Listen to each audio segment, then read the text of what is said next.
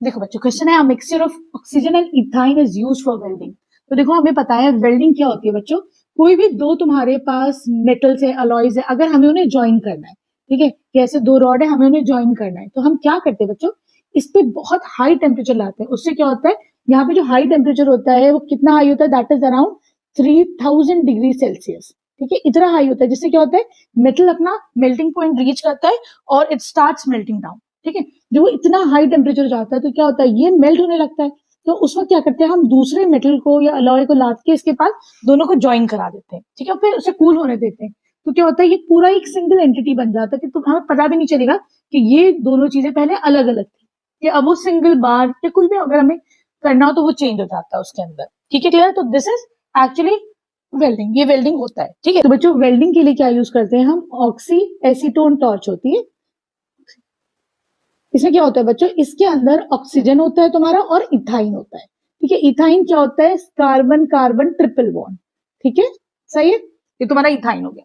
तो इसमें जो कंबशन होता है बच्चों, इतनी सरप्लस, इतना अबंडेंट अमाउंट ऑफ ऑक्सीजन होता है कि इथाइन तुम्हारा कंप्लीटली बर्न हो जाता है। ठीक है, तो क्या होता है, हम जब भी तुम्हारे को हाइड्रोकार्बन बर्न होते हैं, जैसे तुम्हारा इथाइन जो है, जब वो ऑक्सीजन के साथ बर्न होगा तो क्या होगा, कंप्लीट कंबशन होगा। यहाँ पे क्या क्या बनेगा बच्चों, CO2 बनेगा और तुम्हारा वाटर बनेगा, अलॉन्ग विद हीट रिलीज होगी। ठीक है बच्चों, यहाँ पे हीट बहुत एक्सेस अमाउंट में होती है, इतना एक्सेस कि तुम्हारी वेल्डिंग हो जाती है। ठीक है, क्योंकि कंप्लीट कंबशन हो रहा है।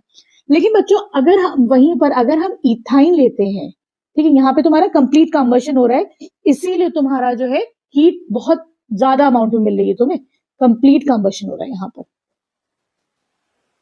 ठीक, लेकिन अगर तुम इथाइन लेते हो और एयर लेते हो तो क्या होता है बच्चों, एयर में क्या होता है, और भी गैसेस होती हैं, नाइट्रोजन होता है तुम्हारा, और कार्बन डाइऑक्साइड होता है, ऑक्सीजन होता है, बहुत सारे और गैसेस होते हैं। तो इसमें जो तुम्हारा ऑक्सीजन का अमाउंट होता है वो कम हो जाता है, और ये इतना प्योर फॉर्म में भी नहीं होता। यहाँ पे ऑक्सीजन क्या है, प्योर फॉर्म में होता है। ठीक है, तो क्या होता है, यहाँ पर बच्चों तुम्हारा इनकम्प्लीट कंबशन होता है। ठीक है, उसकी वजह से क्या होता है, जो अमाउंट ऑफ हीट है वो थोड़ा तुम्हारा कम रहता है, और तुम्हारा जो है यहाँ वेल्डिंग के लिए फिर वो काम नहीं हो पाता, जो हमारा पर्पस है वो सॉल्व नहीं हो पाता है। ठीक है, तो बेसिकली क्या वजह है, तो उसका रीजन ये है कि जब तुम इथाइन को ऑक्सीजन के साथ तुम उसको कंप्लीट कंबशन कराते हैं तो हीट बहुत एक्सेस अमाउंट में होती है। लेकिन अगर ये एयर के साथ होगी तो क्या होगा, तुम्हारा कंप्लीट कंबशन नहीं होगा और तुम्हारा हीट उतना एक्सेस अमाउंट में नहीं प्रोड्यूस होगी। So that's why we don't use a mixture of air and ethyne for welding. I hope अच्छे समझ में आएगा। वीडियो पसंद आई तो प्लीज सब्सक्राइब करना। Thank you for watching Reno solutions.